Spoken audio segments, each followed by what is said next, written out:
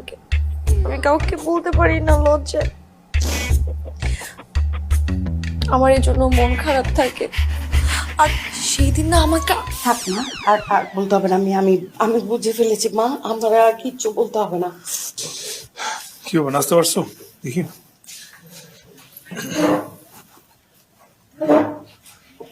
বোমা, তুমি একটু তোমার রুমে যাও তো, একটু রেস্ট করো, যাও। আমি তোমার নাস্তা ওখানে নিয়ে আসছি। ওর আবার কি হয়েছে? ওর কিছু হয় নাই, তোর হয়েছে।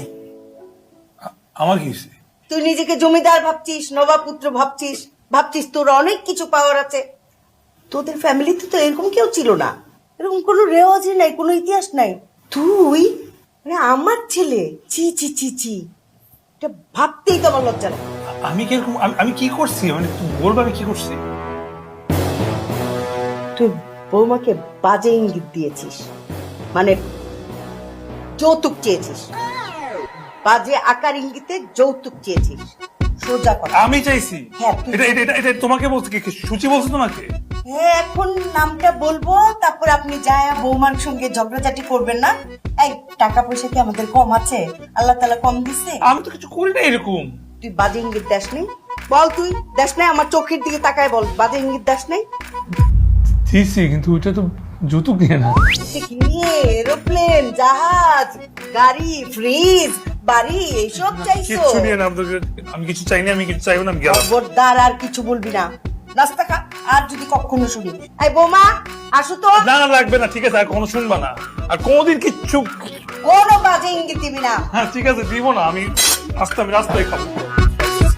এই রাখ রাখ বান্ধবী, তো দুলাভাই আসছে, পর কথা বলি। কার সাথে কথা বললো?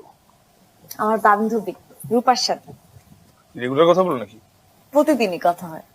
আমি আর ওর বেস্ট ফ্রেন্ড, আমরা ক্লাস 3 থেকে একসাথে পড়াশোনা করেছি। আচ্ছা, তোমার এই ফ্রেন্ড কি বিবাহিত? হ্যাঁ, আমার বিয়ে করার কিছুদিন আগেই তোরা বিয়ে করেছে। ওর হাজবেন্ডকে নিয়ে অনেক হ্যাপি।